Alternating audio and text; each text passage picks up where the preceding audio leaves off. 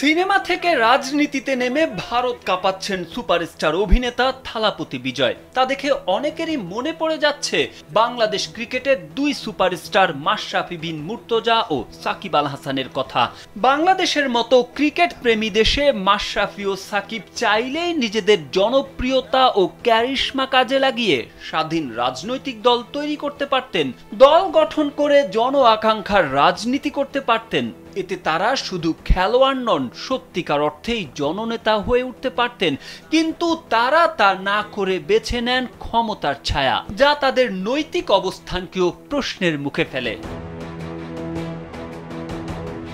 সাকিব মাশরাফিকে নিয়ে সোশ্যাল মিডিয়ায় চলছে চুলচেরা বিশ্লেষণ।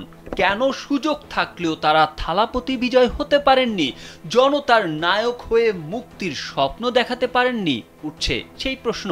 ইন্টারনেট ব্যবহারকারীদের দাবি, বিজয়ের সঙ্গে বাংলাদেশি তারকাদের পার্থক্যটা মূলত মেরুদণ্ডে, প্রতিবাদী মানসিকতায়।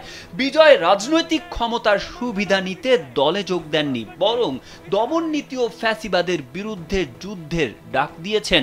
অন্যদিকে মাশরাফি ও সাকিব নিজেরা নায়ক হয়েও শাসকের দোসর হয়েছেন।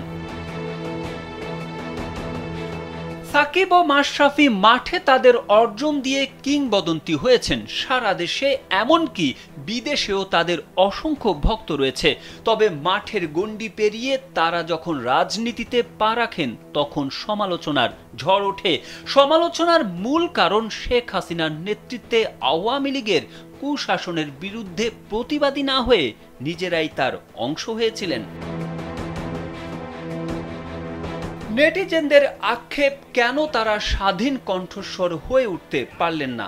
সুযোগ তো তাদের হাতের মুঠোয় ছিল, কিন্তু সঠিক সময়ে সাহস ও সিদ্ধান্তটা তারা দেখাতে পারলেন না। তাই থালাপতি বিজয় যখন জনতার প্রত্যাশার প্রতীক হয়ে উঠেছেন দক্ষিণ ভারতে, তখন বাংলাদেশে মাশরাফি সাকিবরা ইতিহাসে কেবলই ক্ষমতার লোভী হয়ে রইলেন।